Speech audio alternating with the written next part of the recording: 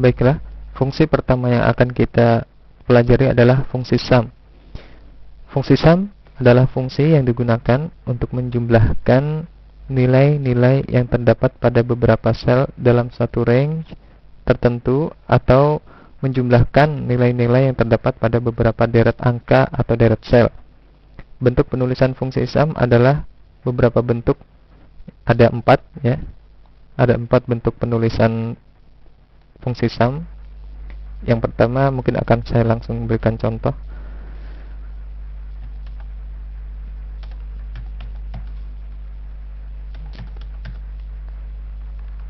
Ya. Bentuk yang pertama itu adalah sum range ya. Jadi kita bisa langsung mengetikkan di sini sum, lalu kita pilih range ya. Kita tekan shift, sorot ke bawah, kurung tutup, enter. Ini adalah fungsi sum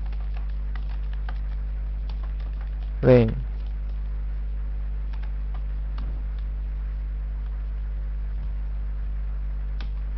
Nah, fungsi sum range ya.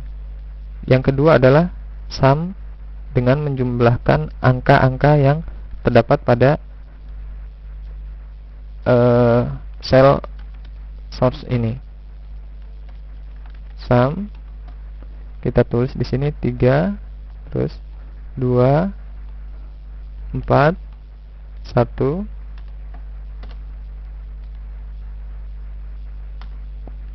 sama hasilnya juga 10. Yang ketiga adalah fungsi sum cell. Artinya kita mengambil sel atau mereferensikan sel-sel yang ada angkanya. Sum ya, langsung kita ke sini. Ini adalah sel A1. Lalu titik 2, sel berikutnya,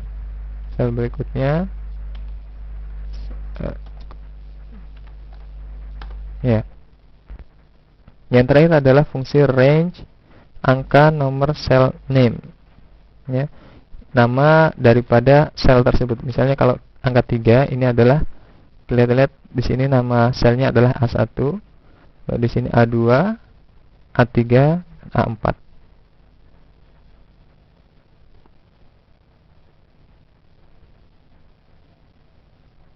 Jadi ini adalah fungsi penggabungan. Kita bisa langsung, kalau tadi di sini adalah fungsi menghitung dengan mereferensikan sel-selnya. Kalau yang di sini kita bisa mengkombinasikan antara fungsi yang di nomor yang kedua ini dengan yang ketiga. Contoh, sum, koma,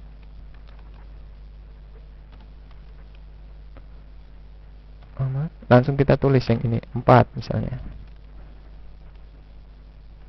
langsung A4, sama hasilnya.